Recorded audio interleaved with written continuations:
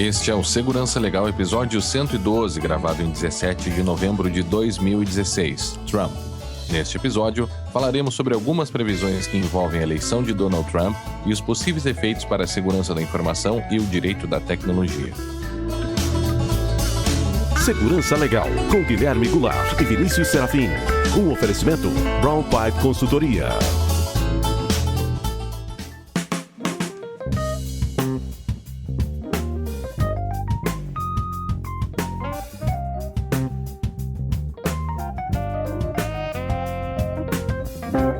Sejam todos muito bem-vindos. Estamos de volta com Segurança Legal, o seu podcast de segurança da informação e direito da tecnologia. Eu sou o Guilherme Goulart e aqui comigo está Vinícius Serafim. Tudo bem, Vinícius? Como vai? Olá, Guilherme. Tudo tranquilo? Tudo bem contigo e com os nossos ouvintes? Tudo ótimo. Sempre lembrando que para nós é fundamental a participação de todos por meio de perguntas, críticas e sugestões de temas. Para isso, estamos à disposição dos ouvintes pelo Twitter, no @segurançalegal, pelo e-mail, podcast@segurançalegal.com, pelo Facebook, facebook.com/segurançalegal, pelo Instagram, Segurança Legal, e também pelo YouTube, no youtube.segurançalegal.com, além do iTunes. E para aqueles que estão nos acompanhando no YouTube, devem ter percebido que os episódios também estão lá, né, Vinícius? Sim, a gente está passando... Por enquanto é só o áudio mesmo, né? A gente com a imagem lá do podcast. Mas mais tarde a gente vai colocar algumas outras coisas relacionadas ao podcast, né? Bem, temos que lembrar também, Vinícius, que esse podcast é uma iniciativa da empresa Brown Pipe Consultoria, uma empresa especializada em segurança da informação e proteção de dados. Você pode conhecer melhor os serviços acessando www.brownpipe.com.br. Vamos ao contato dos ouvintes? Vamos lá. Primeiro é o Eduardo Becker, que deixou uma mensagem lá no nosso Twitter. O que disse o Eduardo? Eduardo Becker nos diz o seguinte: depois de ouvir este último podcast, este último episódio, né? Fui verificar se o phishing deste cara ainda está publicado. O episódio era sobre o incidente bancário. E ele diz assim, minha surpresa, com exclamação, tá? Ele encontrou ainda o domínio no ar, né? Um domínio, aqui no caso é outro banco, é um domínio chamado Santander.com.br. Obviamente uma tentativa de se parecer com Santander, né? Que é efetivamente um banco. E tá lá no registro BR, quer dizer, estava, né? Não, está ainda. Está ainda hoje, neste momento? Está ainda, agora. Tu acabou de verificar? Santander.com.br. Está no ar. Está no ar. E aí é um site falso do Banco Santander e pede seu CPF, e depois que você informa, ele pede algumas informações de cartão. Mas isso, pelo visto, pelo menos está aí há umas 2 semanas já no ar, né? Depois de ele ter publicado no Twitter que ainda está no ar. É verdade. Bom, mas, Eduardo, essas e outras coisas continuam acontecendo por aí. E, infelizmente, pessoas vão sendo prejudicadas por esses pequenos deslizes, né, que vão sendo deixados pela internet. Bem, então cuidado você, cliente do Santander, né? Muito obrigado. A próxima mensagem vem do nosso amigo José Bernardes, que deixou lá no YouTube uma mensagem. Ele diz o seguinte: olá, Guilherme, Vinícius e Fábio. Mais um inscrito no canal, número 101. Opa, legal. Oba. Lá no YouTube, né? Pelo que eu tô... no YouTube. Parabéns pelo excelente serviço realizado nos podcasts. Qualidade dos assuntos tratados sempre se mantém alta. O último de ransomware estava ótimo e me fez pensar algumas coisas. Visitei um museu e vi obras de 4.000 anos antes de Cristo até 1900 depois de Cristo aproximadamente. Primeiro pensamento: como era magnífico o que as pessoas faziam quando não se tinha computadores e internet. Segundo pensamento: hoje as pessoas são reféns dos celulares e computadores. E aí ele continua: logo toda a casa será conectada via dispositivos diversos, com possibilidade de perda de controle dela, com infecção de ransomware, vírus normais e por aí vai.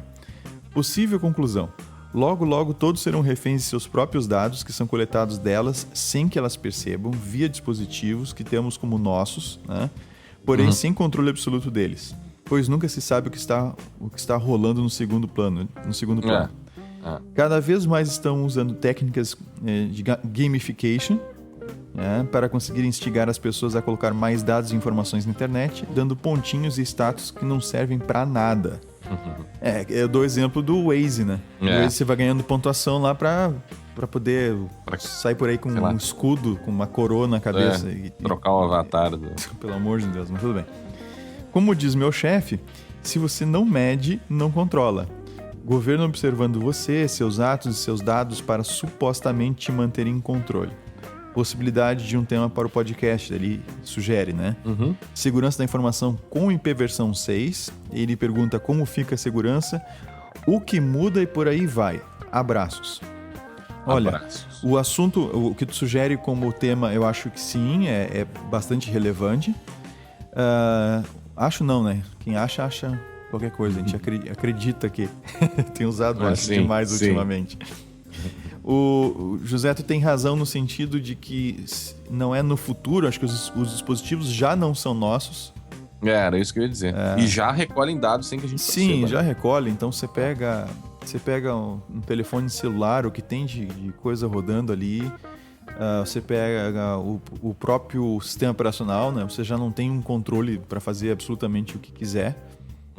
Então você é obrigado a utilizar determinados tipos de hardware, você é obrigado a se conformar com um determinado modelo de coleta, de pontos de gamificação, digamos assim, das coisas, em que você o software é bom, você quer utilizar, mas você não tem nenhuma opção para algum software, você não tem nenhuma opção de pagar. Você tem que usar free mesmo, dando os dados. É o único jeito de usar. Então, é bastante complicado. E ao mesmo tempo as pessoas, eu e o Guilherme nós discutimos isso esses dias, né, Guilherme? Ao mesmo tempo as pessoas não entregam os dados para ter um programinha de graça. Preferem não pagar para dar os seus dados. Às vezes eu acho que a gente não tem muita escolha não, viu? Porque há certas plataformas que você é praticamente obrigado a entrar sem muita possibilidade. Mas é o que eu colocava, fugir, né? Você não tem nem opção de não pagar. Não tem escolha. O contrário, você não tem opção de pagar para não informar os dados. Você não tem essa opção. Vê, por exemplo, o próprio WhatsApp, né? Hoje quem tem um telefone celular, né, um smartphone, não tem como ignorar o WhatsApp. Mesmo que você não goste, você tem que instalar para falar com seus contatos, as pessoas todas usam, enfim. Eu acho que esse componente de muitas vezes a gente ser obrigado e de tirarem a nossa escolha muitas vezes também contribui para deixar a questão ainda mais delicada, né? Você fica você se sente sem saber o que fazer muitas vezes.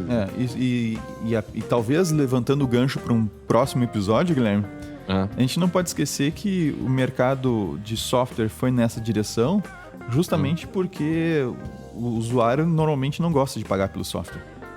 Então ele está pagando de forma indireta com seus dados. Talvez seria melhor se a gente estivesse pagando pelos softwares.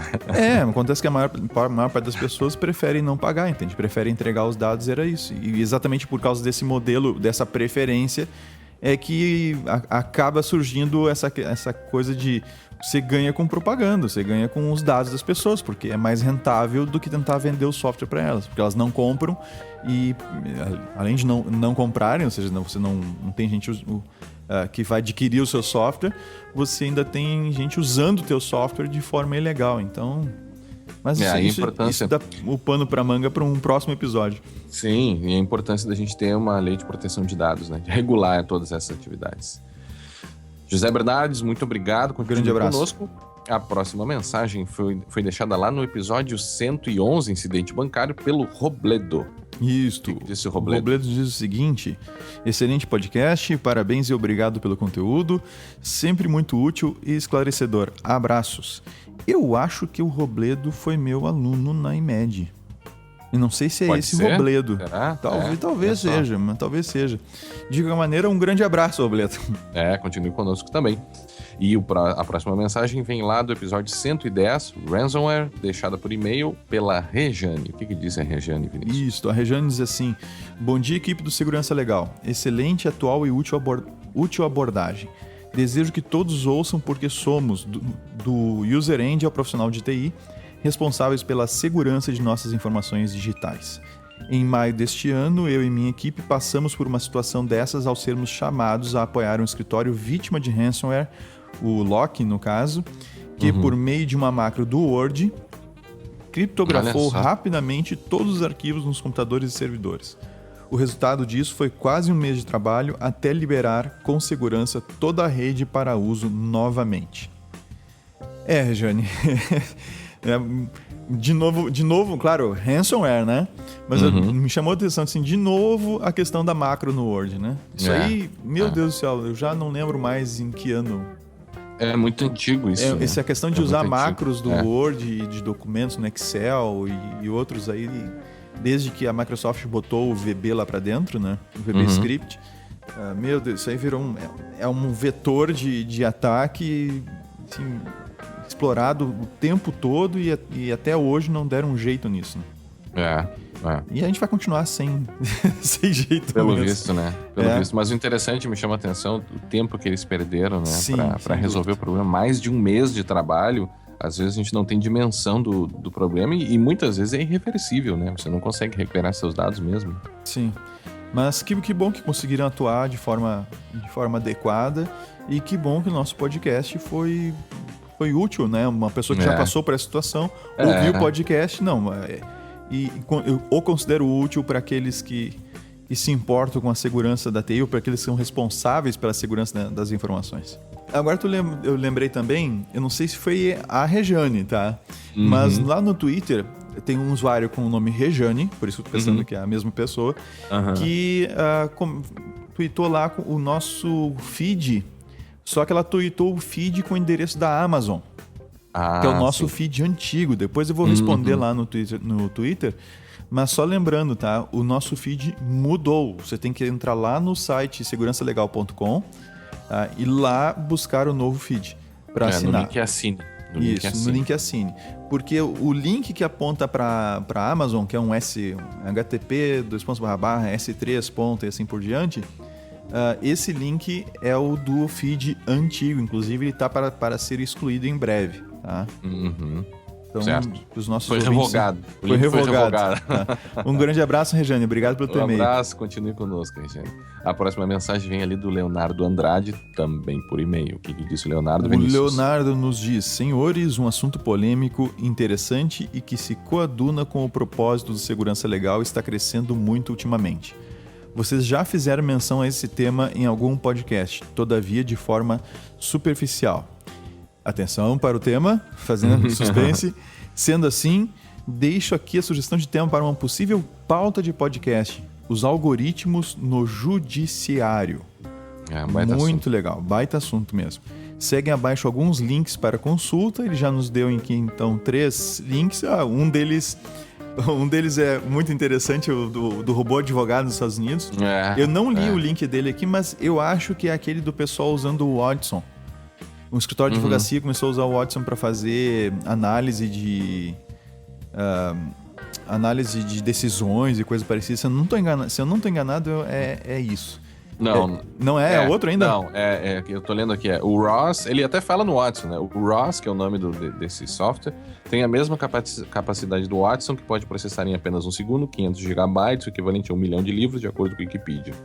Enfim, mas é algo parecido com o Watson, sim. Nesse sentido, tem razão. Sim. Então, não, eu tava achando que era o Watson, que eles estavam utilizando o Watson, mas não, é algo parecido com o Watson.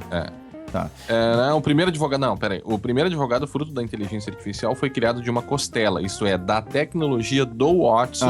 Perfeito. Então tem razão. A primeira máquina de computação cognitiva, parará. Tem razão. É um baita tema, assim, eu acho que pode ser um dos próximos aí, né, Guilherme? É bem interessante porque dá para analisar por vários aspectos e tem um especialmente que me interessa, que é a possível precarização do trabalho do advogado, que já é uma atividade muitas vezes, né? A função do advogado muito precarizada, né? São pessoas que vão trabalhar muitas vezes nos escritórios sem contrato de trabalho. Alguns são colocados como sócios do escritório com uma pequena cota para dizer que são sócios, e aí faz a pessoa trabalhar 12, 15 horas por dia, às vezes, né, em viagens e tal. E isso pode fazer com que tarefas, até mesmo que são feitas por estagiários, né, sejam completamente eliminadas, e aí você vai ter um problema com o que você vai fazer com todos esses profissionais que vão ser substituídos, né? É um pouco o que acontece com o próprio Uber, né? Com a questão de, num futuro, se com carros autônomos você acabar com a atividade de motorista e outras atividades que iriam terminar também por causa da tecnologia. Mas é aquela velha história, né? Somem umas, aparecem outras. Isso é... Será? Sim. Será? Sim, sem dúvida. Pessoal, quando apareceu o computador, todo mundo dizendo que todo mundo vai perder emprego por causa do computador. Não foi isso que aconteceu. Sim, claro, algumas posições deixaram de existir, mas tantas outras surgiram. E assim vai ser sempre. Vamos torcer que seja assim. Mas é assim, eu não tem... sou tão positivo. Mas, assim, Guilherme, a outra solução, futuro... a outra possibilidade é não vamos usar tecnologia para não eliminar, entende? Papéis que não seriam mais necessários. Vamos manter artificialmente a coisa atrasada para simplesmente manter empregos. Eu não vejo dessa forma. Eu acredito que a tecnologia coloca essa tecnologia de inteligência artificial coloca um problema novo, um layer novo de problemas aí que a gente nunca viu, que é substituir de fato a própria capacidade de pessoas resolverem problemas. Então eu acho que isso é um tanto quanto novo, assim, a gente não sabe ao certo, não dá para comparar, por exemplo, a virada lá com a Revolução Industrial das pessoas que saíram do campo e vieram para as fábricas, né? Ou a questão das fábricas mesmo, né? Que substituíram a força de trabalho. Acho que é uma coisa diferente e acho que tem um pouco de incerteza, assim. Mas eu espero que tu esteja certo. Dá um episódio. Dá um episódio. Ó, Leonardo, obrigado. Já está anotado aqui na nossa lista de episódios. E por último, Vinícius, nós temos uma nova avaliação lá no iTunes, né? Isso, exatamente. Mais uma avaliação com 5 estrelas do usuário cujo nome de usuário, né, é Ecopic. Tá? Ecopic. Ecopic. Tá. Ele nos avaliou com 5 estrelas e disse o seguinte: equipe tem boa frequência e bom conteúdo. O Segurança Legal e os TED Talks são os meus favoritos. Olha só. Muitíssimo obrigado. Comparou com os TED Talks, então. Cuidado, que tem gente que ama e tem gente que detesta. Eu não tenho mais visto, não. Eu não tenho mais visto. Tem coisas legais, assim, mas eu não perdi um pouco. Tá me irritando um pouco aquele jeito, assim, sabe? Sim, tem coisas bem interessantes, tá? Mas tem que dar uma filtrada. Eu, por exemplo, eu gosto de assistir e tal, mas tem que dar uma filtradinha. Já tem gente que detesta, que abomina. Pois é. Mas, de qualquer maneira, é um material muito bem produzido, né? O que eu falo? O TED Segurança Talks. Legal? Pensei que tava falando Segurança Legal. Esse também. Tá bom. Bem, então, Vinícius, obrigado então ao nosso... Qual é o ouvinte? Qual é mesmo? O Ecopic, o nome do usuário dele. Obrigado pela sua avaliação e pela sua comparação. Bem, então, Vinícius, vamos ao resumo de notícias com o nosso amigo Fábio Assolini com as notícias da quinzena.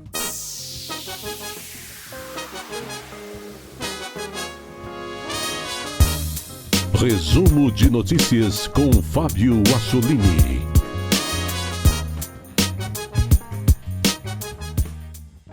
Olá pessoal, estamos de volta com o seu resumo de notícias aqui no podcast Segurança Legal. Aqui você fica muito bem informado sobre o que ocorre nesse mundo da segurança da informação.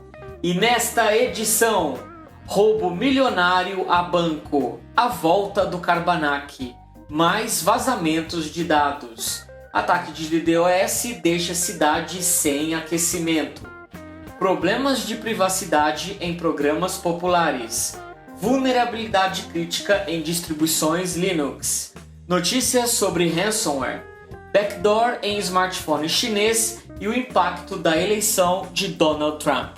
E vamos às notícias. Banco inglês sofre ataque e tem perdas de 2,5 milhões de libras. Olha, um ataque milionário na semana passada contra o banco inglês Tesco, afetando aí 9 mil contas de clientes. Não há muitos detalhes técnicos sobre o ataque. Alguns jornais britânicos chegaram a noticiar que houve envolvimento de cybercriminosos brasileiros e espanhóis, mas nenhum dado técnico foi publicado que comprove esse fato. Cerca de 136 mil contas foram congeladas pelo banco para evitar aí maiores estragos na hora que o ataque foi detectado. O banco afirmou numa nota que se tratou de um ataque bastante sofisticado, mas que os dados pessoais dos correntistas não foram comprometidos, o que, na minha opinião, sinceramente, é algo bastante difícil de acreditar, né? Depois que a coisa ficou pública, apareceram aí muitos relatos no Twitter de correntistas desse banco, dizendo que perderam aí uma boa quantia em dinheiro, né, que de repente sumiu da conta sem nenhuma explicação. Nós sabemos que ataques como esse, onde o alvo é o banco e não o correntista, tem se tornado moda, né? Nós vimos aí no passado milhões de dólares roubados pela rede Swift, num ataque aí feito por criminosos usando o malware Carbanak.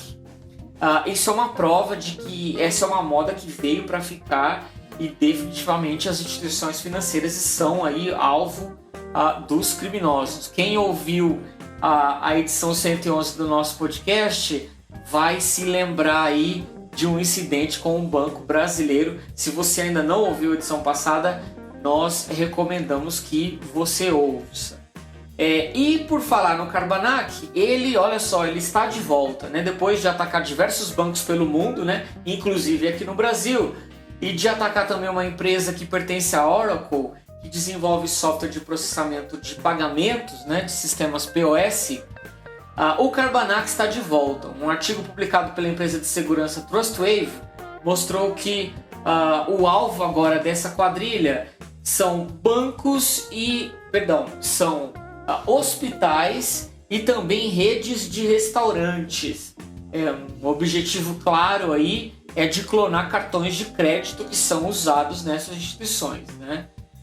Mas dessa vez o malware, o ataque do Carbanak, ele se vale de um componente humano, pois eles estão usando a engenharia social feita via telefone para tentar convencer as vítimas a baixar e executar um arquivo doc com macros maliciosas, né? Para quem não lembra do Carbanak, ele foi publicado em 2014. Esse malware foi responsável pelo roubo de $1 bilhão de diversos bancos no mundo, usando aí especialmente transações fraudulentas feitas através da rede Swift. Invasão ao Adult Friend Finder vazou dados de 340 milhões de usuários. Vejam vocês, mais um vazamento gigantesco de dados, dessa vez envolvendo um site de relacionamento chamado Adult Friend Finder, que me parece ser um site bastante popular.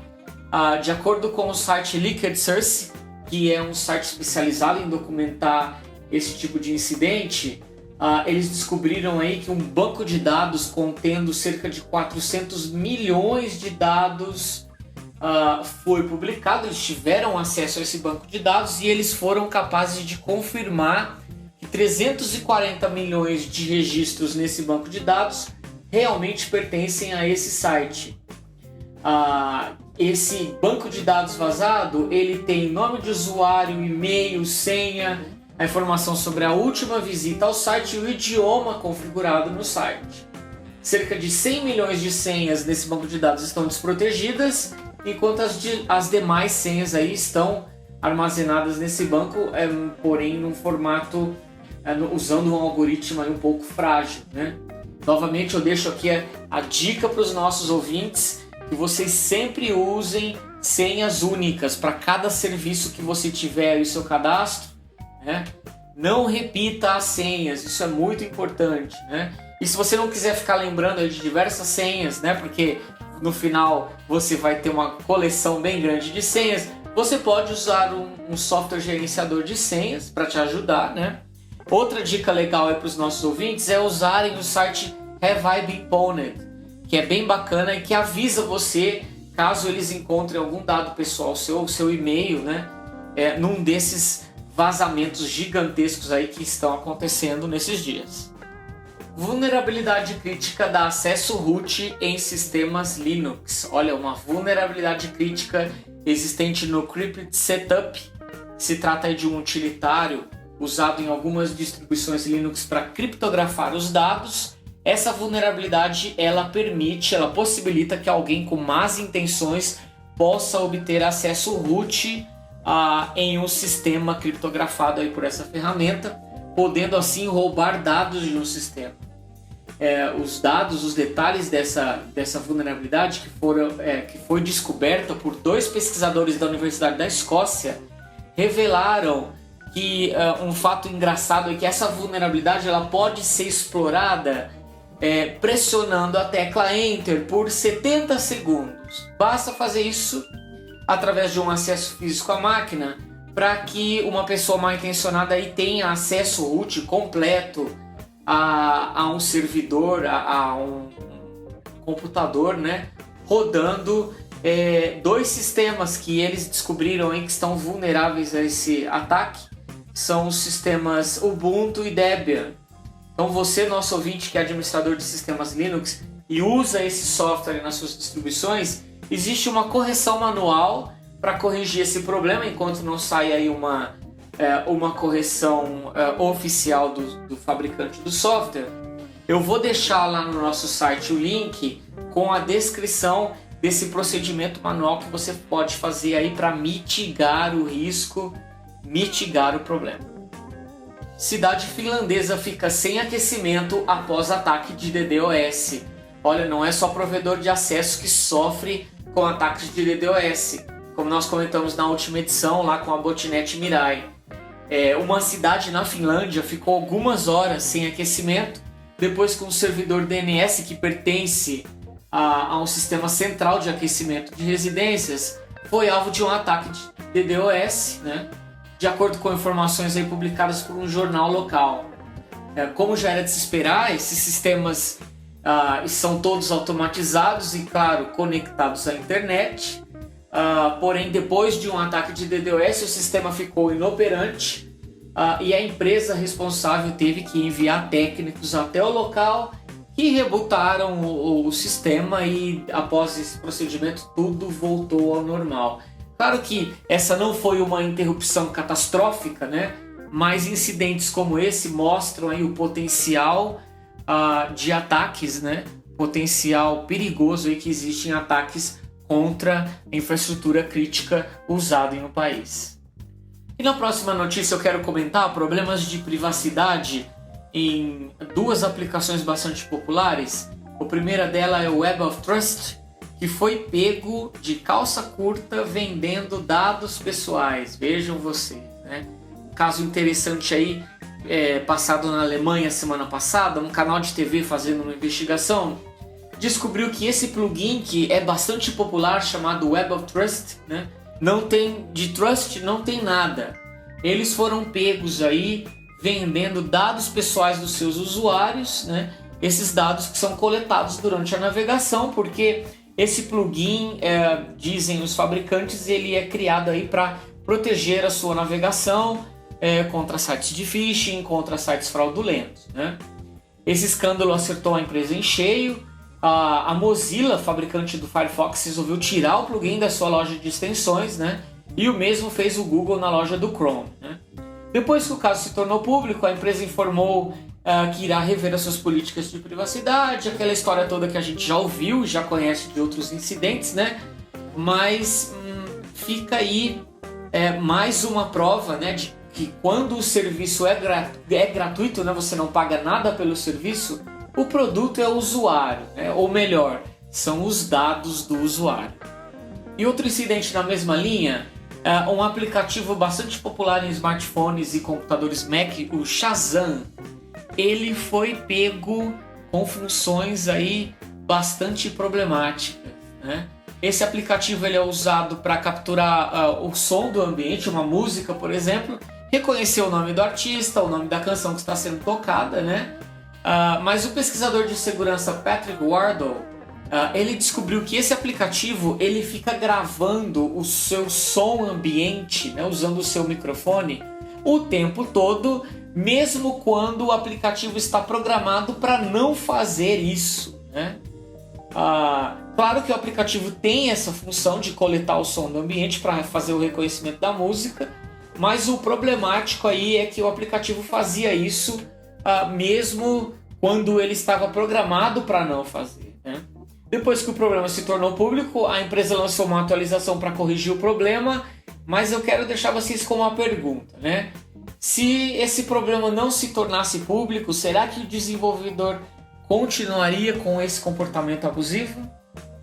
E na próxima notícia eu quero falar sobre ransomware. Essa semana temos aí uma boa notícia. Um dos ransomware mais ativos atualmente, o Crysis. Nós sabemos de muitas empresas que foram vítimas no Brasil desse ransomware.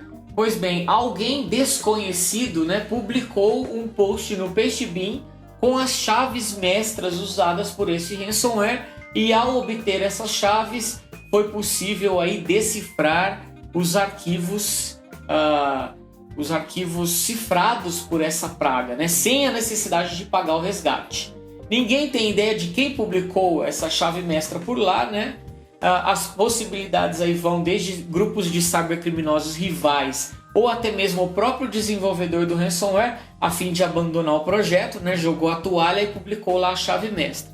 Então, se você conhece alguém que foi vítima do ransomware Crysis, né, dê essa boa notícia para ele. Já existem várias ferramentas disponibilizadas por fabricantes de segurança que podem decifrar os seus arquivos sem que você precise pagar, né? E ainda falando sobre pagamento de resgate de ransomware, uma companhia americana pagou cerca de $25 mil de um resgate. Adivinha por quê? Porque eles foram vítimas de um ransomware, e num comunicado que a empresa fez, um comunicado público, eles disseram que não havia outra alternativa a não ser pagar, né? Isso, claro, é um indício claro aí que a empresa descuidou dos backups, e a única saída que eles encontraram foi realmente pagar o resgate, né? Os ouvintes que ainda não ouviram o nosso episódio 110, eu recomendo que vocês ouçam, porque lá a gente fala em detalhes sobre esse problema de pagar resgate para criadores de ransomware. E na próxima notícia eu quero comentar que um software instalado em smartphones Android tem enviado dados dos seus usuários para servidores localizados na China. Olha, de acordo com a empresa de segurança CryptoWire, um software de origem chinesa instalado em cerca de 700 milhões de smartphones Android, principalmente nos aparelhos da empresa Blue, né? BLU, esse é o nome. É um aparelho de certa forma popular, eu já vi bastante aparelhos desse aqui no Brasil, né?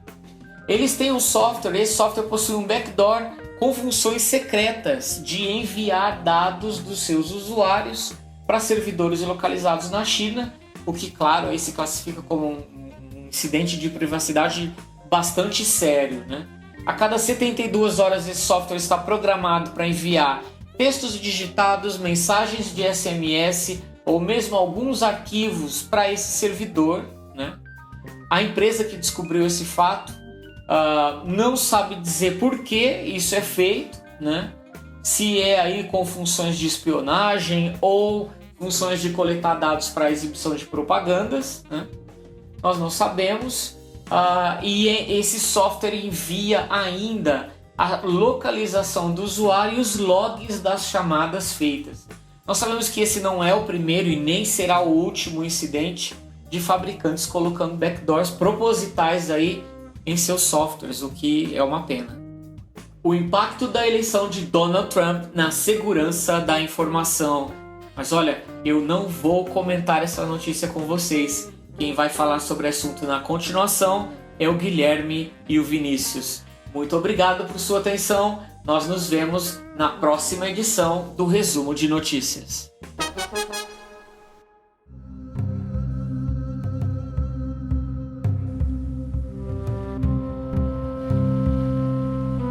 Sabe, Vinícius, que eu realmente não me lembro de uma eleição que causou tanta comoção internacional como a eleição recente agora do novo presidente americano, Donald Trump. Acho que foi uma surpresa muito grande para todo mundo, assim, acho que para os próprios americanos, né? Eles não esperavam. Claro que havia possibilidade, ele estava concorrendo, né? Quem concorre é sempre a chance de ser eleito. Mas foi algo que internacionalmente, enfim, causou muita comoção. As pessoas ficaram surpresas, né? Surpresas, e ficaram um pouco preocupadas pelo fato, talvez, do estilo um tanto quanto agressivo, né? E por algumas ideias colocadas de uma forma também bastante enfática, né? Ideias quanto também, né? É, uma coisa um pouco agressiva, às vezes discriminatória, a própria relação que ele tem com os países vizinhos, né, com a questão do México e a ligação dele até com alguns grupos racistas, enfim, tudo isso num turbilhão de uma série de outras coisas, né? Causou essa comoção internacional. E junto com uma série de vazamentos e hackings e tudo mais, que inclusive tem gente falando, eu tava ouvindo nos outros podcasts, né, comentaram até que poderia ser chamado de as eleições do Wikileaks. Alguns chegam até nesse ponto.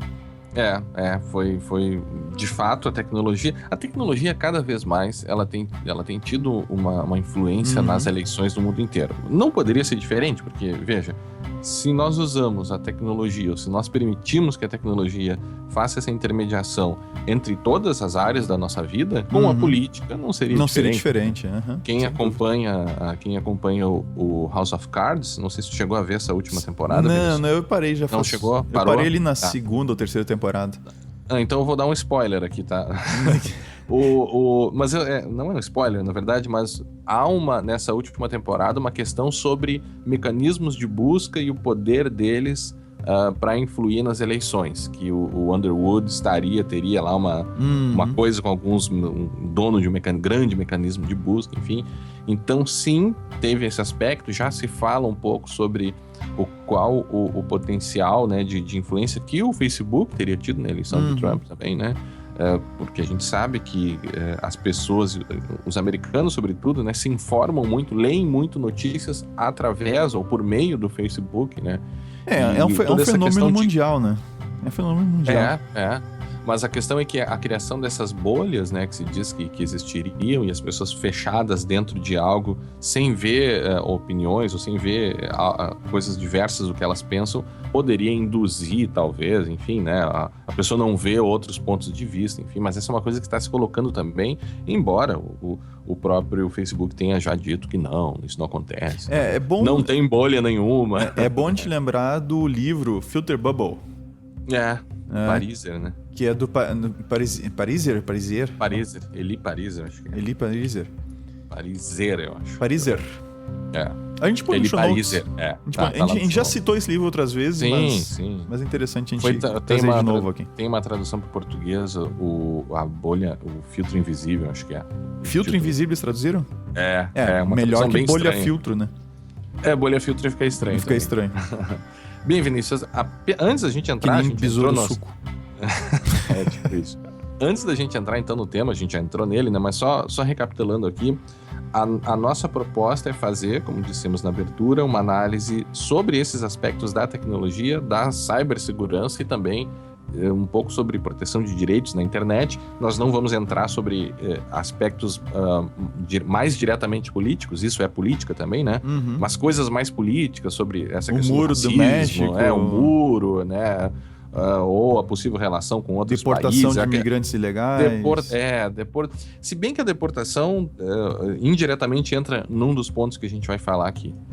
Eu acho que a primeira coisa que a gente deve ressaltar aqui, Vinícius, é que o novo presidente americano, ele demonstrou, diante das suas declarações, principalmente declarações feitas no Twitter, né, uma grande ignorância sobre os assuntos de tecnologia, né? Ele, quando falava sobre cibersegurança, utilizava o termo The Cyber, né? Então, como um termo completamente novo, assim, inventado por ele, né? Como se fosse uma entidade, assim.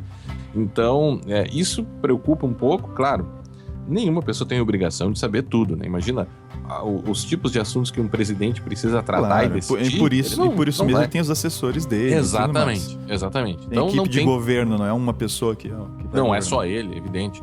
É claro que não tem como ele saber tudo de tudo, mas eu acho que é importante que a pessoa conheça os seus limites, né? É aquela história da pessoa saber quando ela não sabe. Tá, né? mas aí tu tem outro problema, né? O Trump não tem limites.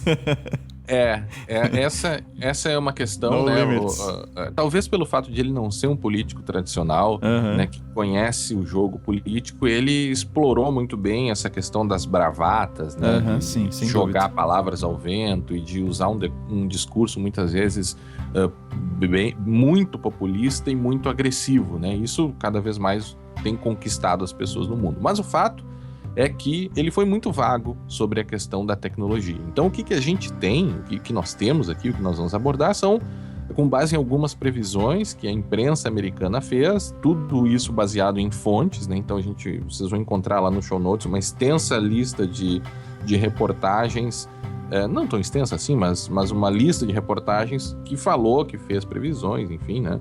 E uma das coisas justamente é como a eleição foi afetada pela tecnologia, né? Uma coisa que se falou muito é que ele mesmo, o próprio Trump, teria usado a internet para notícias falsas na internet. Ou seja, notícias que ele sabia que eram falsas, né? Tem até uma questão de um programa que ele falou, que viu no rádio, né, Vinícius? Lembra dessa? Sim. Tem vários vídeos na internet que mostram ele sendo desmentido ao vivo. Uhum. E ele diz, eu não tenho obrigação de sair à procura de tudo, de onde que as estatísticas saem, não sei o quê. E deu nos rádios, eu ouvi. Saiu na internet. Saiu na internet. Assim como deu no rádio um tempo atrás, que aqui na rádio da cidade, tá? O pessoal confundia uma notícia e achou que o New York Times, acho que tinha sido na época, tinha dito que o Rio Grande do Sul era o melhor estado do mundo para se viver. Cara, olha... Só anunciou no rádio. Sério, né? Pra quem não conhece, né? Porque... Olha, te dizer, mas tudo bem. Mas o fato é que as pessoas, sim, elas ouvem qualquer coisa e saem repetindo por aí. Sem verificar fonte ou minimamente, foi um jornal que disse, isso está publicado em algum lugar, né? Qual é a fonte da informação, né? Isso é bem complicado. Aqui no Brasil, a gente já comentou outras vezes, a mídia aqui no Brasil também é um grande problema. Porque volta e mente lê notícias que saem na grande mídia, né? Citando estudos, citando relatórios disso e daquilo, e você não encontra um link para baixar, por exemplo, para encontrar o paper original do estudo, ou para encontrar o relatório de fato que eles estavam fazendo referência. Você não encontra links, é como se fosse assim, com receio de dar a fonte da informação talvez para concorrência, quem sabe, não sei. Ou preguiça. A preguiça não, eles têm que catar de qualquer jeito, né? Não, em tese. Ou eles podem ler as outras agentes de notícias e copiar a notícia. É copy-paste, né? O copy-paste também chegou no jornalismo há muito tempo, né? Então, essa questão de não apurar a fonte para um político do porte dele, tem que tomar bastante cuidado com isso, porque ele pode ser desmentido como foi, né? Várias e aí vezes. Quando ele dá a desculpa, não, eu não tenho como verificar, saiu na internet, então eu acredito. É de um senso comum tão grande, né? Aquele erro tão comum das pessoas, né? Exatamente, que nem a tal da carta que tem circulado no Facebook, a carta que teria sido escrita pelo comediante, esqueci do Monty Python, esqueci o nome dele. Mas não foi escrita por ele? Não. Eu achei que fosse. Tava no site dele. Viu? Não, o pessoal tá desmentindo a valer esse negócio. Já tem um site que busca hoax, né? E eles encontraram assim, inclusive esse mesmo texto publicado numa outra situação, numa outra eleição. Olha só. Então, eu não sei se tem mais de uma carta circulando aí, tá? Mas a carta que eu vi no Face, o pessoal compartilhando, que dizia que era do ator e tal, que ele era revogada a independência dos Estados Unidos. Isso, exato. Aquela carta ali ela não é dele. Ela teria sido escrita já há mais tempo, teria sido inclusive publicada há muito mais tempo, em razão de uma outra eleição nos Estados Unidos. Não, mas independente disso, a carta é muito boa, eu gostei. Não, é engraçada, sim, sem dúvida nenhuma. Eu li e achei bem legal. A gente falou sobre, nessa coisa de ser engraçado, né? A gente falou do House of Cards antes, né? E com a eleição do Trump, a gente pode dizer que o House of Cards perdeu completamente a graça. Né? Há horas, né, cara? No Brasil, então, nem se fala. No Brasil também já perdeu um pouco, já superou, né? House of Cards superou, é fichinha, né? Nada. Fichinha, exatamente. Eles, a próxima edição agora, né, da série, eles vão ter que se puxar para conseguir superar a realidade, né? Vão ter que vão ter que citar a Petrobras e outras coisas. Mas tudo bem, vamos lá. Uma coisa interessante que o próprio Trump falou também muitas vezes é sobre as eventuais medidas protecionistas, né? Que uma das linhas da mestras aí do governo dele é isso, fazer a América grande de novo, né? e isso passaria por um protecionismo um tanto quanto exagerado. Não que os americanos já não façam isso e já não lidem com esse tipo de política no mundo inteiro, né? Mas uma das coisas que ele colocou seria, e que ele tocou no assunto em uma das entrevistas, seria o problema dos Estados Unidos produzirem, por exemplo, os iPhones na China, né? Não só os iPhones, né? Você tem roteadores... Eu tô dando um exemplo. Você tem roteadores Dell, Cisco e tudo mais sendo fabricado na China. O que é uma coisa engraçada, né? Porque lá quando o Irã, por exemplo, o Irã teve problema nas suas centrífugas, né? Para enriquecimento de urânio. O grande problema deles, eles foram invadidos, digamos assim, porque pessoas do governo utilizavam o sistema Microsoft Windows. Então se explorou falhas nesses softwares e tal. Poxa, se o Irã considera os Estados Unidos um inimigo, como é que tu utiliza um sistema operacional que é produzido por uma empresa, né, do inimigo, vamos dizer assim? Né? Às vezes o cara não tem escolha, né? Às vezes o cara não tem escolha, mas teria. Vamos dizer, o software, o instalador do software da usina lá. Sei lá qual é o nome do software. É o Centrifuge Plus. For Windows, só tem para Windows. Mas uma coisa idêntica que me parece, uma situação idêntica é a China, os caras vivem, inclusive os americanos vivem acusando a China de invadir empresas americanas e atacar o governo americano, assim como hackers russos que foram, né, deixados soltos pelo Putin e tal. Mas então tu apoia a medida do Trump, é isso? Não tô dizendo que eu apoio. Eu tô dizendo o seguinte, isso aí, na verdade, isso aí é uma coisa que pouco me importa, entende? No primeiro momento. Agora, me parece estranho que um país que tem problemas... que é uma relação de amor e ódio ali, né? A China é uma potência hoje no mundo, né? Em termos não só de mercado consumidor, mas em termos de produção, né? E ainda mais com baixo custo. E muitas empresas então têm fabricado seus equipamentos lá. Só que isso gera um potencial problema, né? Você está fabricando os equipamentos, quem está fabricando os teus equipamentos, os teus telefones, os teus equipamentos de infraestrutura de rede, são os teus potenciais inimigos. Entende? Sim, então, uma relação semelhante à questão do Irã. Me parece, tá? Agora, se eles devem fazer isso ou não sei.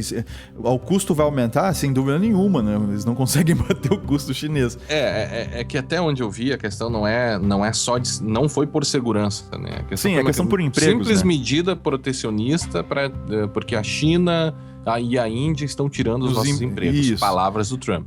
Mas assim, eu tô pensando na questão da tecnologia, porque essa questão de emprego aí é outra questão, tá? Mas a questão de tecnologia, para mim, seria esse o impacto, entende? Você produzir em casa os seus próprios equipamentos. O que, em termos de segurança... Por uma questão de segurança. Por uma questão de segurança, sim. Tá? Poderia ser uma coisa interessante nesse sentido, tá? Nós aqui no Brasil, a gente tem esse problema. A gente não produz tecnologia aqui, a gente importa tudo. Mas não é o caso deles, né? Não é o caso... É que tá. Eles produzem, mas eles estão, ao mesmo tempo, importando, entende? Uma outra medida que o Trump colocou seria a criação das pouquíssimas medidas, isso no próprio site dele, seria a criação de um Cyber Review Team para revisar as cyberdefesas e vulnerabilidades dos sistemas americanos. É ótimo, né? Você criar um tema, né? Todo governo deveria fazer isso. Deveria fazer isso, né? Criar um time para fazer isso. Agora, foi uma medida meio solta, assim, vamos criar um time para... não tem nada mais concreto sobre cybersecurity além disso. Sim, é que isso está lá naquele plano geral dele, aquele resumo do plano de governo dele, né? Em que ele cita fazer na verdade, fazer uma análise de risco. Fazer uma análise de risco e ver o que a gente tem de problema e o que a gente tem que resolver aqui dentro. Então, e é bem interessante que eles têm... Ali ele cita, inclusive, fazer parceria com empresas e tudo mais para realizar esse trabalho. Ele tem mais umas coisinhas a mais ali que ele coloca também, mas enfim. Essa seria uma direta e objetiva sobre cibersegurança, seria isso que ele colocou isso no site dele, né? A coisa mais concreta que a gente tem. Aqui, Guilherme, quando essa revisar as defesas e vulnerabilidades e tal, né? Eu tenho um receio, e há outras... eu tenho visto isso sendo comentado na internet também, por outras pessoas da área de segurança, né? Que talvez a gente tenha aí um reforço no lado contrário da Crypto Wars. Né? Ah, sim. Então que talvez vá voltar à tona a discussão de key scroll e tudo mais. Muito embora ninguém acredite que isso de fato vá pegar, tá? Até eu recomendo para quem quiser, embora isso aqui tenha sido antes da eleição do Trump, tem um vídeo, tá? Chamado Crypto Wars Part 2, que é a parte 2 das guerras da criptografia, né? A primeira parte aconteceu lá em 90 e poucos, 96, por ali, entre 93 e 96. E é uma palestra do Kurt Opsahl, não sei como é que pronuncia o nome dele, da EFF, explicando justamente essa questão da Crypto Wars, tal, o momento que tá. E ele dá, no final, bem interessante, eu recomendo que quem puder assistir, assista, né? São feitas algumas perguntas para ele, inclusive com relação à necessidade de se fazer de se investigar crimes e tudo mais, né? E ele dá respostas bem interessantes nessa palestra. Sim, então a tua previsão aqui é que pode voltar a uma rediscussão da flexibilização da criptografia. Isso, ou do controle. Quebra, né? O controle de criptografia. Ou mecanismos que permitam acesso. Eu concordo. Questões de empresas terem que cooperar, como o caso que a Apple não cooperou, né? No caso de São Bernardino lá. Não se antecipe, isso é para mais adiante. Tá, ok, deixa mais adiante.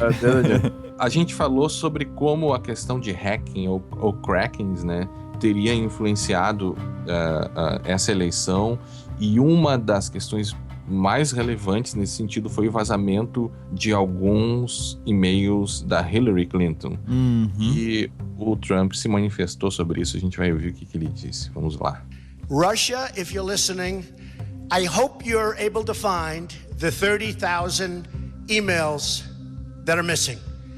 I think you will probably be rewarded mightily by our press. Let's see if that happens. That'll be next. Yes, sir.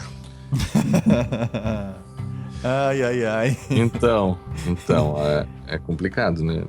Assim, é um candidato a presidente conclamando uma outra nação, os hackers de uma outra nação, a conseguirem hackear, né, invadir e vazar os e-mails do seu oponente. Ou seja, cometendo um crime, né? Cometendo um crime. Cometendo um crime. Pelas leis americanas, o que ele fez é conclamar uma nação estrangeira a cometer um crime contra um candidato, né? Essa é uma coisa interessante da bravata, do uso da bravata. Né? Só que o que me preocupa aí não é questão assim, sim, é uma bravata dele, mas o pior é que isso é real, entende? O pior é que é uma realidade. A questão do hackear as pessoas e vazar os dados delas, isso aí já foi utilizado agora nessas eleições, e acredito que nós vamos ver isso cada vez mais frequente, não só nas eleições americanas, entende? Mas nós já vemos isso acontecendo de forma muito frequente, né? O próprio WikiLeaks é um vetor desse tipo de vazamento. Exatamente. Mas a novidade aí seria o vazamento dos e-mails. Na verdade, foi alguns e-mails do Partido Democrata, né? Como um todo. E aí, alguns vazaram e outros soube que eles vazaram, mas não sabiam onde estavam. Ou seja, havia 30 mil e-mails faltantes que teriam sido vazados e ninguém sabia onde é que estavam. E aí foi essa bravata do que Trump, ele fez. Tragam os outros e-mails aqui. Uma coisa interessante aí, do ponto de vista da segurança da informação, essa discussão da Hillary, que ela estava usando um e-mail particular, num servidor particular e tal, né? Mas não foi esse vazamento. Sim, não foi. É outra coisa. Sim, mas eu tô trazendo isso porque... tá. Porque esse é um outro aspecto interessante, vamos dizer assim, secundário nesse nosso podcast, né? Mas de você ver uma pessoa que está ligada ao governo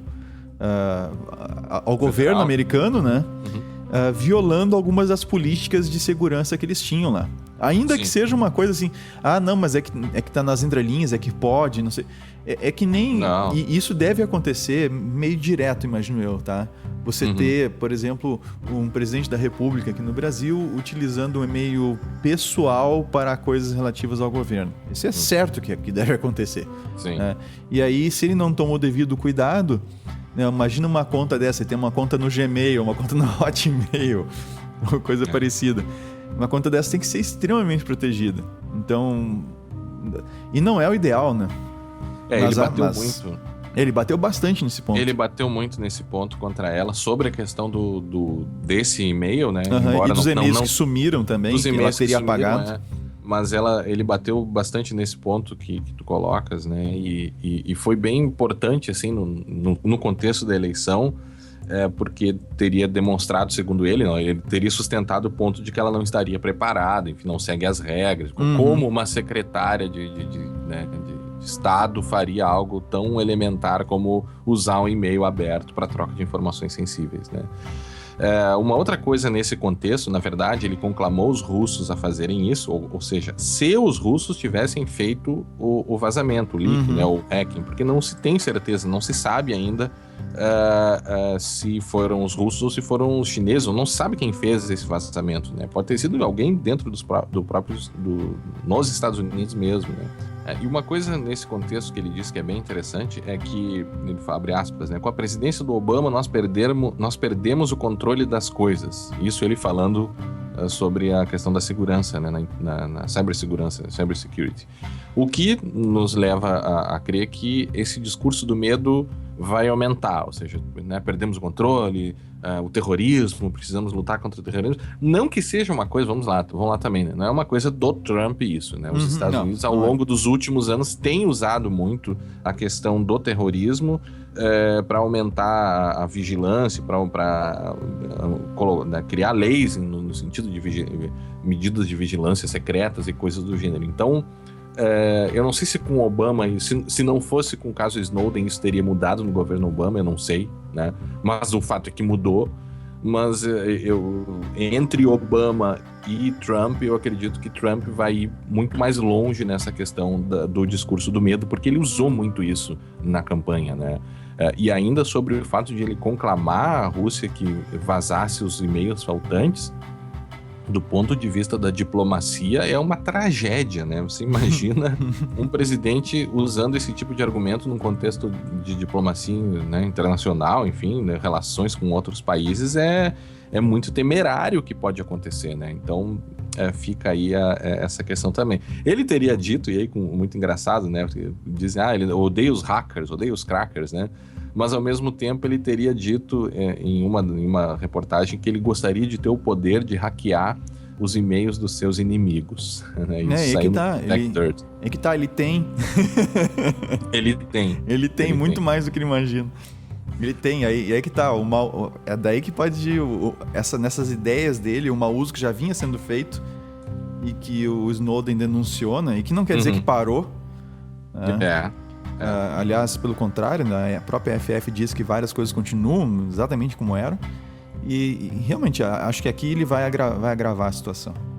Ele disse que o Snowden deveria ser morto, né? Que ele deveria ser executado. Palavras dele. Vinícius, nessa linha de soluções simplistas ou de bravatas sobre a questão da tecnologia, ele teria falado um pouco sobre uma possível solução para a questão do ISIS e sobre como os terroristas estariam usando a internet. Ele deu uma solução que a gente vai ouvir agora. Losing a lot of people because of the internet, and we have to do something. We have to go see Bill Gates and a lot of different people that really understand what's happening. We have to talk to them, maybe in certain areas, closing that internet up in some way. Somebody will say, oh, freedom of speech, freedom of speech.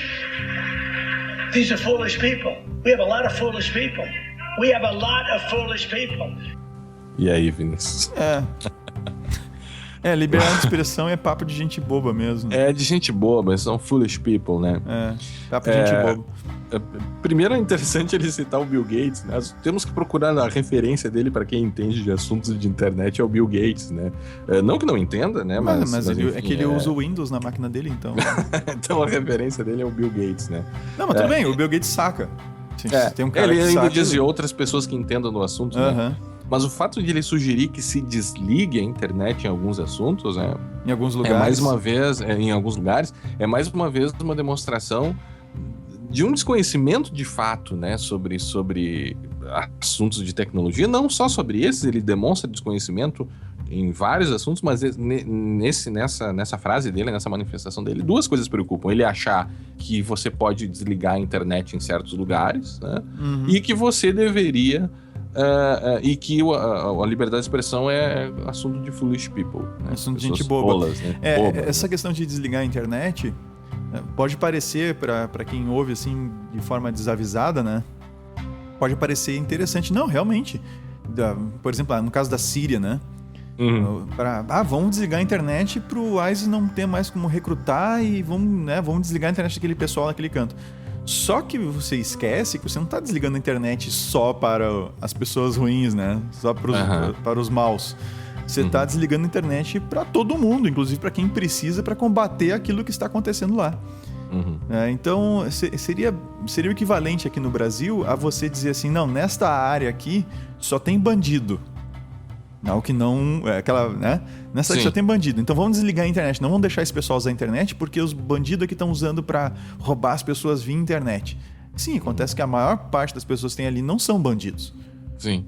E aí você está tirando o acesso à internet, que é uma coisa essencial, é um direito humano, segundo a ONU, né, de todas aquelas pessoas ali, por causa que você quer impedir que uma minoria de malfeitores ali deixe de ter acesso à internet. É absurdo, assim, né? É até difícil de explicar, mas é algo insano, né? E aí a gente vê um contraste das manifestações do Trump com as manifestações do Obama sobre a questão da tecnologia em geral, né?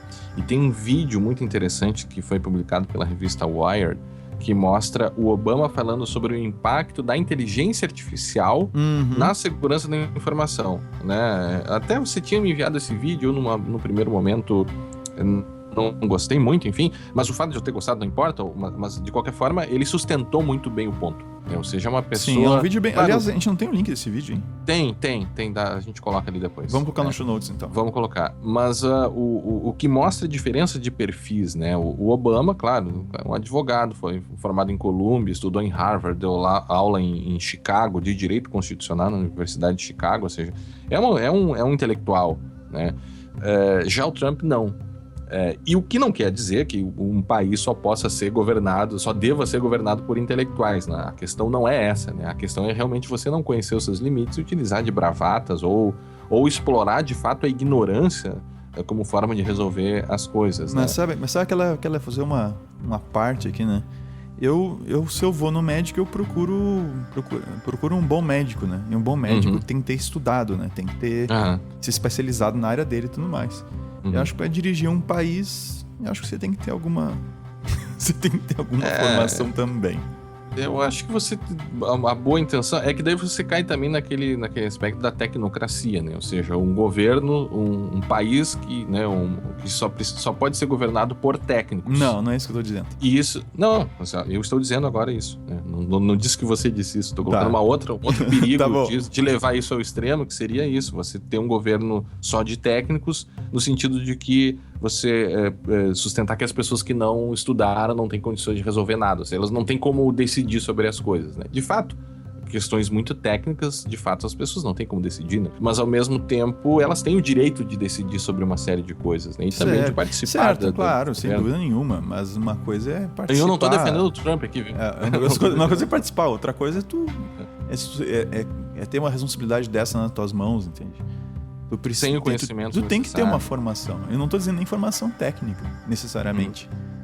Eu tô falando de uma formação que te dê um entendimento das coisas, uma capacidade de avaliação, de análise, né? Uma capacidade de pegar um assunto que talvez você não entenda e você identificar que você não entende e saber se cercar das pessoas certas e tal. Para isso tudo é necessário um mínimo de desenvolvimento intelectual. Não precisa ser um gênio, né? Mas sim, eu espero de uma pessoa que vai me fazer uma cirurgia, eu espero uma pessoa estudada, preparada para isso. E assim, a mesma coisa eu espero de alguém que vai governar um país. E não um Dunning-Kruger, é isso, né? E não um Dunning-Kruger da vida. Tem duas preocupações aí no segmento desse assunto, Vinícius, que seria possíveis formas de afetação da privacidade, das regulações de privacidade e de neutralidade. Recentemente, a FCC, a Federal Communications Commission dos Estados Unidos, aprovou uma regulamentação sobre privacidade e proteção de dados para os provedores de conexão. Uma coisa que estava um tanto quanto desregulada, e eles colocaram a possibilidade de uso de dados pessoais pelos provedores de conexão. Eu te confesso, Vinícius, que eu não gostei muito disso, eu não concordo muito com isso. Eu não acho que provedores de conexão tem que poder usar dados sensíveis, por exemplo, das pessoas. Mas, de fato, o que fizeram ao regular isso foi colocar, por exemplo, o opt-in para uso de informações sensíveis, isso pelos provedores de conexão, pelos broadband, né?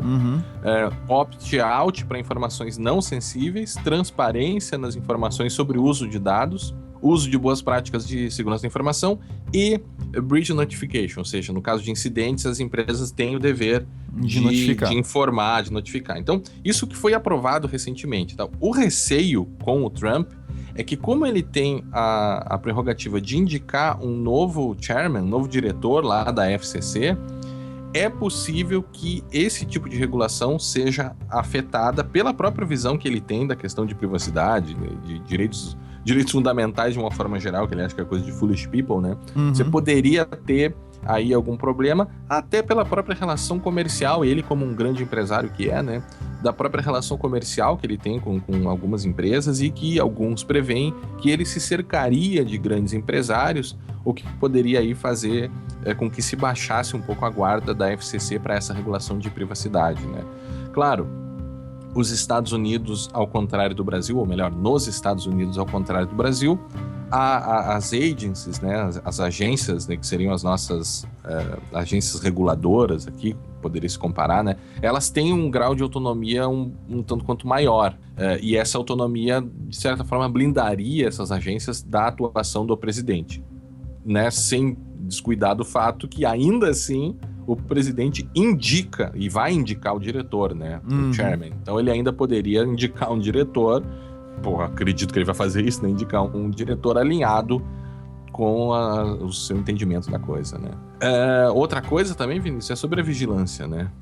Como ou se as medidas de vigilância seriam ampliadas com o governo Trump. E aí a gente tem que ter um pouco cuidado, e mais uma vez eu não estou defendendo o Trump aqui, né? A gente não está defendendo, mas a gente não pode desconsiderar o que houve até aqui com os Estados Unidos nesse panorama de vigilância. Eles não são santinhos, né? Não são, todos os governos foram bons, cuidaram muito bem da privacidade, se preocuparam com vigilância, agora vem o Trump e vai estragar tudo. Né? Não parece que é isso. Mas, por outro lado, um dos convidados que já foram anunciados para o governo dele é o ex-prefeito de Nova York, Rudolph Giuliani. E, por incrível que pareça, ele tem uma ligação com a questão de cybersecurity e tal. Ele até passou a atuar num escritório que seria o Greenberg e Traurig. Ele é o Global Chair in Cybersecurity, Privacy and Crisis Management Practices. Então, ele estaria traindo para o seu governo também pessoas ligadas com isso, mas uma visão muito mais repressiva, assim, né? E uma reportagem... É uma visão muito mais ligada ao surveillance, né? A questão de... Tem que monitorar tudo para impedir que as coisas aconteçam, né? E aí entra toda aquela discussão de se realmente impede, se o monitoramento está sendo usado só para isso. Aquela questão toda que o próprio Snowden demonstrou que não era bem assim, né? Tem uma reportagem do Engadget que diz que Trump e Giuliani têm algo em comum. Eles odeiam hackers, a menos que os hackers estejam fazendo trabalho sujo a seu favor. E aí ele disse também aqui sobre o Snowden, né, que a despeito de tudo que ele disse antes, que contudo, se ele vazasse os registros do Obama, ele se tornaria o seu maior fã. Ou seja, o Snowden pra ele é mal e é bom ao mesmo tempo. É mal, desde que ele vaze. Agora, se ele fizer coisas que me agradem, aí eu vou virar o fã dele. Mas é uma coisa que não faz sentido, não fecha. Ainda do ponto de vista legal, seja tão ilegal quanto, né? Pois é. Vazar os registros do Obama quanto fazer o que ele fez com a NSA. O que mostra uma atuação egoística, entende? Se ele seguir essa linha de pensamento, vai ser uma tragédia. Porque, pessoas devem ser mortas e tal. Não, agora você faz o que me agrada. Não, então tudo bem. Então quer dizer que as pessoas que fazem o que agradam pessoalmente a ele é muito complicado, né? Tanto que o posicionamento dos Estados Unidos e falar sobre o Snowden para os Estados Unidos é uma coisa muito crítica, né? Eles tomam o maior cuidado para falar sobre esse assunto porque sabem que é um problema grave, não é assim, não é vamos executar o Snowden. Imagina o problema que seria. Né? Vai que alguém vai lá, mata o Snowden sem querer lá na Rússia, pronto, né? Essa visão que tu colocou também, Vinícius, um aumento da vigilância, né? Um aumento do endurecimento, enfim... poderia também sugerir uma certa caça às bruxas, né? Ou seja, você utilizar ou ampliar medidas de perseguição de pessoas, né, que apoiem ideias diferentes e tal, e que seria muito, muito grave. E seria bem condizente com a forma dele se expressar, né? Como tu acabou de colocar essa questão de quem faz aquilo que lhe agrada, ele é fã, né? Quem não faz, ele tem que matar. Então, me parece que ele é um forte candidato a justamente continuar fazendo mau uso de agências como a NSA, né? Como o próprio Snowden denunciou. Continuar o mau uso no sentido de investigar adversários políticos, né, eventuais dissidências, pessoas que o criticaram, que ele, né, ameaça processar o tempo todo, porque inclusive ele falou numa das falas dele, né, que dinheiro não falta, né? Assim, a gente tem muito dinheiro e a gente vai pra cima deles, vai esmagar eles. E para quem já ouviu falar pelo menos um pouquinho do sistema judiciário americano, né, você sofreu um processo lá, pode destruir a sua vida financeira. Claro. Não é que nem aqui, né? Não é que nem aqui. Você litiga de graça. Enfim, lá é caro. Lá é caro e o simples fato de alguém te processar pode acabar contigo. Pode. Exemplo do que aconteceu com o Aaron Swartz. Sim, exatamente. Exatamente o que aconteceu com ele.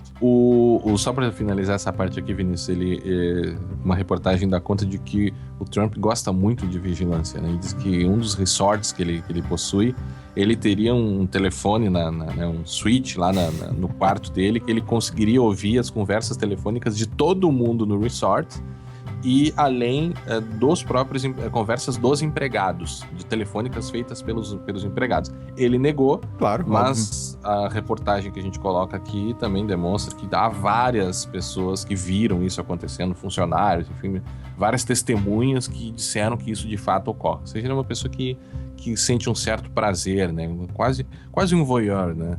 Quase? Se isso não é um voyeur, não sei o que é um voyeur. Vinícius, um outro ponto muito interessante aqui, que é a questão da transição da IANA para o controle da IANA para fora dos Estados Unidos, né? Que é toda aquela questão do DNS, da resolução, né? Ou o fato dos Estados Unidos ainda terem um poder centralizando isso. A IANA, até a gente tem um áudio aqui do nosso amigo Diego Canabarro falando sobre ela, tá? A IANA é Internet Assigned Numbers Authority. A IANA é uma entidade, é um órgão responsável por regular, digamos assim, certos aspectos técnicos da internet. Isso ele explica. Isso, vamos tocar o áudio do Diego Canabarro. Olá, ouvintes do Segurança Legal, aqui quem fala é o Diego Canabarro. Eu atualmente trabalho na assessoria do Comitê Gestor da Internet no Brasil. E eu estou aqui para falar com vocês sobre a extinção da relação contratual existente entre o Departamento de Comércio dos Estados Unidos e a Corporação da Internet para Atribuição de Nomes e Números, a ICANN. Por meio desse contrato, o Departamento de Comércio dos Estados Unidos tinha a prerrogativa de supervisionar a execução das funções IANA. Essas funções envolvem fundamentalmente um conjunto de tarefas técnicas que giram em torno da identificação dos dispositivos e das redes que integram a internet. E elas também servem à sistematização e organização dos parâmetros atribuídos para os protocolos que estruturam a internet. Em linhas gerais, a IANA trata da raiz do sistema de DNS, né, o sistema de nomes de domínio, e dizem respeito à geração e atualização do arquivo raiz da internet, uma espécie de lista mestra para a localização de grupos de máquinas dentro da rede. As funções IANA envolvem também o ponto de coordenação central da sistemática empregada para a alocação de identificadores numéricos, né, os endereços IPs e os números de sistemas autônomos, para entidades regionais conhecidas como registros regionais de internet, que repassam esses endereços para os administradores de redes espalhadas pelo mundo em uma base regional. A IANA ela assegura também a manutenção da listagem atualizada dos códigos e números de protocolo que definem o funcionamento da internet. Esse conjunto de tarefas é estritamente técnica, ele é praticamente imperceptível para os usuários. Historicamente, essas funções foram desenvolvidas pelos acadêmicos que estruturaram o projeto que culminou com a internet. Quando, na década de 90, a internet ganhou em escala planetária e ganhou um viés comercial, a responsabilidade pela garantia da correta execução das funções IANA foi repassada, durante a administração Clinton, ao Departamento de Comércio do país. O Departamento de Comércio, então, conduziu, em torno de 95 a 98, um processo de desenho institucional que envolvia a pequena comunidade técnica envolvida com a internet no país e no restante do mundo, que gerou a criação da ICANN em 98. Por meio de uma relação que perdurou de 2000 até os dias de hoje, o Departamento de Comércio manteve para si a prerrogativa de supervisionar as atividades da ICANN na execução das funções IANA. A posição privilegiada dos Estados Unidos, como garantia de que a IANA trabalharia de acordo com as políticas desenvolvidas pelos diferentes órgãos especializados para nomes, números e protocolos, sempre foi alvo de contestação por parte de vários atores das relações internacionais. Por exemplo, a Cúpula Mundial para a Sociedade da Informação presenciou uma série de pressões para o encerramento do fim do unilateralismo dos Estados Unidos relativamente à raiz da internet. Em 2014, com o pano de fundo das revelações do Snowden, o governo estadunidense anunciou que tinha intenção de repassar a tarefa de supervisionar a execução das funções IANA para a chamada comunidade multissetorial da internet. Esse anúncio foi feito pouco mais de um mês antes do Brasil sediar o encontro multissetorial NET mundial, que se propôs a discutir o futuro da governança global da internet em abril de 2014. Para conduzir essa transição, o Departamento de Comércio atribuiu à ICANN a tarefa de coletar e compilar propostas provenientes de cada uma das comunidades operacionais da IANA, o IETF para os protocolos, os registros regionais de internet para os números e um grupo de trabalho dentro da própria ICANN para tratar dos nomes de domínio.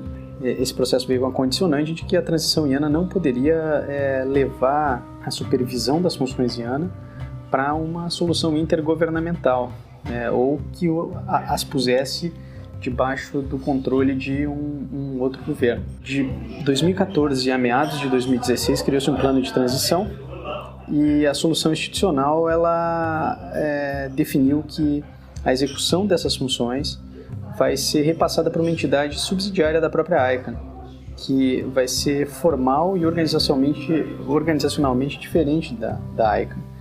Essa nova entidade ela vai ser incorporada sobre as leis da Califórnia e vai manter acordos contratuais singulares com o IETF, com a comunidade dos números e com a própria ICANN. E essa estrutura ela se baseia na ideia de que essa entidade, essa nova empresa, vai poder ser substituída sempre que ela desempenhar mal em algum desses pontos em relação aos protocolos, aos números ou aos nomes, né? A transição do modelo anterior de controle do Departamento de Comércio dos Estados Unidos para esse modelo de supervisão pela própria comunidade, por uma empresa formada em bases multissetoriais, ela não foi pacífica no contexto político dos Estados Unidos, porque alguns integrantes do Partido Republicano, capitaneados sobretudo pelo senador Ted Cruz, trataram a internet como um recurso do país e acusavam os democratas de abrir mão do controle altruísta e bem intencionado que os Estados Unidos vinham exercendo nos últimos 20 anos em prol da comunidade global. Os partidários do Ted Cruz, inclusive o presidente eleito Donald Trump, os Estados Unidos deveriam continuar supervisionando a raiz da internet como forma de garantir a liberdade de expressão na rede, como forma de assegurar que a rede não cairia nas mãos de países como Rússia, China, Irã, ditos países não democráticos. A transição, além disso, enfraqueceria o poder dos Estados Unidos sobre o setor e abriria mão de uma internet em prol de direitos de liberdade de expressão, de uma internet aberta e de uma internet não fragmentada. Com a vitória do Trump na corrida presidencial dos Estados Unidos, no último dia 8, passou-se a especular a respeito da possibilidade do presidente reverter as medidas que o presidente Barack Obama tomou no sentido de abrir mão do controle da supervisão sobre o desempenho das funções IANA. Entre outras coisas, tem se especulado também que o Trump poderia reorientar o trabalho do órgão regulador das telecomunicações no que diz respeito à adoção de regras sobre neutralidade da rede. E, de forma semelhante, se pergunta sobre a possibilidade do Trump voltar atrás no que diz respeito à IANA, né? Especialmente porque o Trump fez eco às palavras do Ted Cruz e prometeu recobrar o papel do país na supervisão IANA para evitar que a internet caísse nas mãos dos inimigos. Mas é bastante improvável que o Trump consiga reverter o curso da história por 3 motivos principais. Primeiro, o Congresso do país chancelou sem ressalvas a decisão do governo Obama de deixar extinguir sem renovação o contrato com a ICANN. De um ponto de vista prático, não há instrumentos jurídicos à disposição do Trump para que ele possa obrigar a ICANN a assinar um novo contrato com o governo do país. Além disso, a jurisprudência dos Estados Unidos tem sistematicamente rejeitado a ideia de que o DNS, a raiz do DNS, é uma propriedade do governo dos Estados Unidos.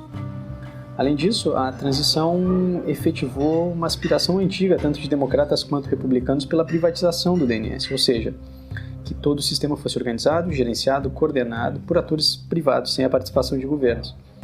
Mesmo que o governo do país tenha perdido o papel unilateral de supervisão do funcionamento do sistema, a preponderância de atores da economia política dos Estados Unidos é tão grande nesse âmbito das relações internacionais que os interesses do país vão continuar a pautar os rumos do regime de governança. A gente deve observar de forma mais próxima as movimentações do Trump, inclusive porque a inércia do Trump pode ser justamente a prova de que, tanto para democratas quanto republicanos, a existência de uma posição formal de supervisão é indiferente no contexto de controle por meios informais e ideológicos e de preponderância na economia do setor. Mas, por fim, o governo dos Estados Unidos sempre empreendeu esforços consideráveis para não deixar o DNS ser posto sob os auspícios de outros governos ou de organizações intergovernamentais como a OIT, por exemplo. Todo o arcabouço criado para a transição foi pensado para evitar a preponderância dos governos nacionais sobre os demais atores. Qualquer movimentação brusca que o Trump fizer no sentido de afirmar de forma unilateral a retomada da supervisão das funções IANAs pelo governo do país pode desencadear uma reação indesejável de contestação por outros países nos fóruns de todos os tipos, como a OIT, o sistema ONU e outras coisas semelhantes. De qualquer forma, ainda é muito cedo para fazer qualquer previsão plausível do que o Trump fará a partir do momento em que ele assumir o poder no início do ano que vem. Torçamos pelo melhor. Gostaria de mandar um abraço a todas e todos os ouvintes do Segurança Legal e apontar a necessidade de continuar e de que continuemos acompanhando essa questão. Antes de continuar, Vinícius, eu gostaria de mandar um abraço para o nosso amigo Diego Canabar, nosso conterrâneo aqui do Rio Grande do Sul, que achou conseguiu uma brecha na sua agenda, ele estava viajando a trabalho, enfim, e conseguiu gravar esse depoimento para nós, que praticamente colocou e pautou todos os problemas aqui nessa questão, né? A questão que o Trump, né, em oposição ao que disse o Diego, né? E a nossa preocupação em relação a esse assunto é que o Trump disse que ele se oporia ao Obama nesse plano de, abre aspas, entregar o controle americano da internet a potências estrangeiras. Mas o Diego mostrou que não é bem assim, né? Assim, primeiro um grande abraço ao Diego. A gente, mais do que conterrâneo, a gente conviveu junto há muito tempo atrás. Vocês se conhecem há muitos anos, inclusive, numa cidade aqui perto de 3 de Maio. O que ele colocou, eu espero que de fato aconteça. Tá? Que o Diego, né? Que o Diego, que o Trump não consiga reverter essa decisão e realmente tem uma boa parcela dos políticos americanos que enxergam a internet como sendo uma coisa deles, né? E como sendo deles, eles poderiam fazer o que quisessem com a internet. Né? Como vem fazendo. Da vigilância. No âmbito da vigilância. Exatamente. Questão dos links e tudo mais que o Snowden colocou. Então, eu não vou repetir de novo tudo que o Diego colocou, né? Mas eu espero, de fato, que eles não consigam reverter essa decisão. E que a internet seja cada vez mais um recurso de caráter internacional, vamos dizer assim, né? Universal. Universal, que não tenha uma nação que possa determinar o que deve acontecer com a internet no mundo inteiro. Pelo menos não diretamente. Você imagina se a China tem esse poder. Tivesse esse poder de determinar como a internet vai funcionar no mundo. Pronto, né? Eu acho que o Diego ele toca num ponto que a gente já colocou antes aqui, que é a qualidade das instituições americanas, né? E isso é muito difícil da gente avaliar, enfim, a gente não vive lá, não convive com isso, né? A gente tem como parâmetro de comparação a qualidade das nossas instituições, que não parecem ser muito boas, né? Mas o que se aposta lá é que, que não é tão fácil assim você interferir no que já está funcionando, no que já foi decidido principalmente, não seria algo tão fácil. Aqui até se faz, né? Você muda a lei, você muda a Constituição ao sabor do momento. E lá é um pouco mais difícil, então me parece o que o Diego coloca, e que alguns analistas também colocam, é que a qualidade das instituições americanas seguraria um possível ímpeto do Trump em vários assuntos, inclusive nessa questão da cibersegurança. Todos os órgãos ligados à segurança, FCC, FTC, a própria NSA, teriam uma autonomia que faria delas um pouco mais... que não seriam tão influenciadas assim por eventuais arroubos ou de poder de um presidente, um tanto quanto, não sei que palavra usar aqui, Vinícius, tô medindo bem minhas palavras aqui, mas um presidente como o Trump, né? Uma outra questão, a gente já falou sobre isso aqui no podcast, é um assunto que vem pautando as discussões aí no mundo sobre a questão da criptografia e sobre as possibilidades de empresas manterem algoritmos fortes e fazerem o controle, né, desses algoritmos sem abrir portas dos fundos ou chaves mestras ou golden keys para os governos, né? E o Trump não deixou de falar, não deixou de dar a sua opinião, né, sobre a questão da Apple, né, naquele caso de da São Apple Bernardino. dela não abrir ou não conseguir abrir a criptografia de um telefone, que foi já disse, debate mundial, né, os Estados Unidos também se manifestaram sobre isso, o FBI no final, inclusive, tentou judicialmente fazer isso, né, e depois conseguiu, ninguém sabe direito como abrir o telefone, né, mas o que eles queriam era um precedente judicial para que pudesse fazer isso em outros casos, mas enfim, vamos ouvir o que o Trump falou sobre isso. And I'm saying I want Apple. First of all, Apple ought to give the security for that phone, okay? What I think you ought to do is boycott Apple until such time as they give that security number. How do you like that? I just thought it. Boycott Apple. Here's the thing. First of all, the phone's not even owned by this young thug that killed all these people. The phone's owned by the government. Okay, not even his phone. We don't even have to go that far.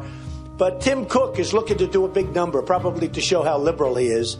But Apple should give up. They should get the security. You'll find other people. When these two young people had bombs all over their apartment on the floor, other people saw those bombs. Well, those people, in a certain way, are almost as guilty as the ones that did the shooting. We got to get to the bottom of it. And you're not going to get to the bottom of it unless we use common sense. So I like the idea. Boycott Apple until such time as they give that information. I think that's a great idea. E aí, Vinícius? Bom, pois é. Pois é.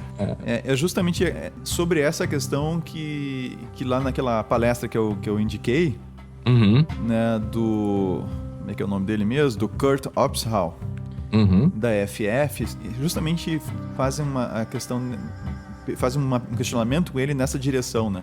Como é que fica a questão de você pegar os bandidos que estão usando criptografia, né? E ele dá uma boa resposta lá, vou deixar para quem quiser ir lá assistir, ele dá uma boa resposta sobre isso, mas a nossa resposta, que a gente já tem, não é bem uma resposta, nosso comentário, né, que a gente já tem inclusive falado outras vezes aqui no podcast, é que não dá para você criar uma porta dos fundos, não dá para você enfraquecer a criptografia apenas para um grupo de pessoas. Se você fazer isso, você vai atingir todo mundo. Todo mundo, inclusive os próprios governos, você vai colocar todo mundo em risco. Tá? E inclusive na palestra do Kurt Opsahl, ele coloca uma coisa que qualquer um que lê um livro sobre a história da criptografia e tiver um histórico lá, vai encontrar, tá? Que quando se fez o Clippership, que foi uma primeira tentativa da NSA, do governo americano, de ter uma porta dos fundos, né, em tudo que era coisa que usasse criptografia, se descobriu uma vulnerabilidade no próprio mecanismo que eles tinham montado, que permitiam que outros atores quaisquer pudessem explorar aquela porta dos fundos.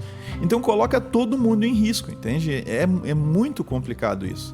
essa noção de que você tem que enfraquecer a criptografia, você tem que enfraquecer a segurança para ser possível você acessar determinados conteúdos, é muito perigosa, porque você coloca todo mundo em risco. Então, é algo assim que já foi bastante discutido, a gente já falou outras vezes aqui, não lembro os outros episódios que a gente já comentou sobre isso. Acho que um deles foi o É Possível Deter a Criptografia, se não estou enganado. Exatamente. Tu tens o número dele aí? Vai falando que eu pego aqui. Tá. Então, eu acho que a gente tem uma séria discussão a ser feita aí. Claro que a gente não pode ignorar a necessidade de se investigar, a necessidade de se levantar informações a respeito de criminosos e fatos acontecidos, mas a gente tem que avaliar com cuidado de que forma a gente vai permitir isso. Por enquanto, o debate está muito centrado em enfraquecer a criptografia. Eu acho que se deveria ter uma discussão muito mais profunda sobre o tema, nos sentidos técnicos e até mesmo filosóficos, né? Para se chegar a uma conclusão embasada de como resolver este problema. E certamente boicotar a Apple parece ser a solução mais, eu não sei, irrefletida. Não sei também mas ele inclusive falou, I just thought, né? Eu pensei agora. E tem várias coisas que ele fica nos discursos dele que diz assim, eu pensei agora, eu acho uma boa ideia. E ele vai falando, entende? Então vai derrubando ali, né? É como se fosse uma iluminação, assim. Eu não sei se isso um insight. Eu não sei se isso faz parte da cena ou ele é espontâneo assim mesmo, mas se for espontâneo assim mesmo, as duas situações são complicadas. Sem dúvida é uma personalidade ímpar, né? Não sei se tão ímpar assim, acho que a gente encontra algumas outras por aí. A gente encontra umas bem parecidas com ele, né? Até aqui no Brasil. Os episódios que nós falamos sobre esse assunto foram os episódios 96 e 97. 96, FBI versus Apple.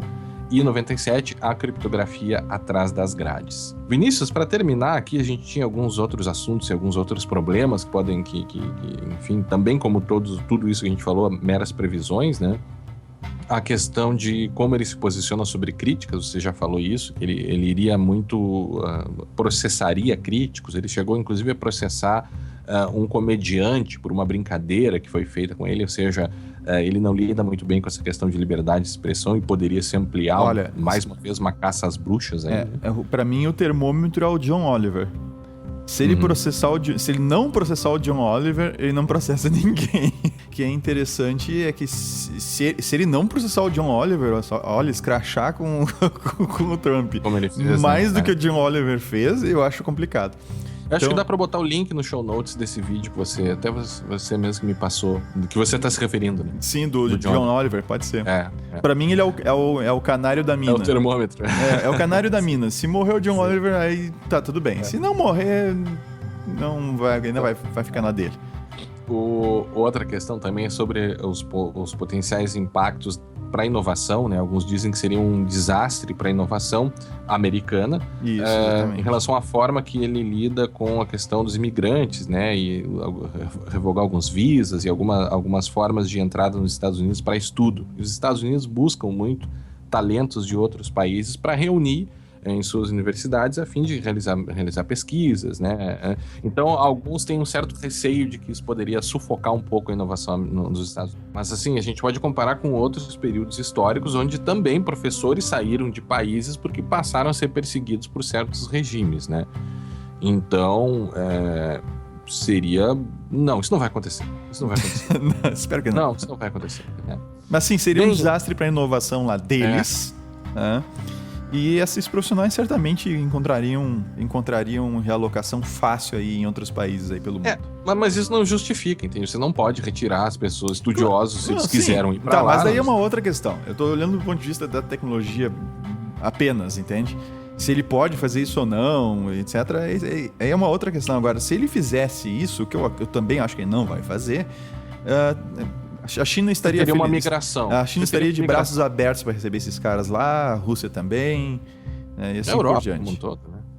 Mas a própria Europa receberia, né? Bem, Vinícius, o tema é pesado, né? O tema é difícil. Mais uma vez a gente fez aqui, e como a gente falou no início, a gente tentou fazer, na realidade, algumas previsões com base em notícias e com base em outras previsões que foram feitas. A gente contou aqui também, mais uma vez agradecemos nosso amigo Diego Canabarro, que nos deu uma grande ajuda aqui sobre essa questão da ICANN, né? E da transferência da questão dos domínios, né? Da transição da IANA.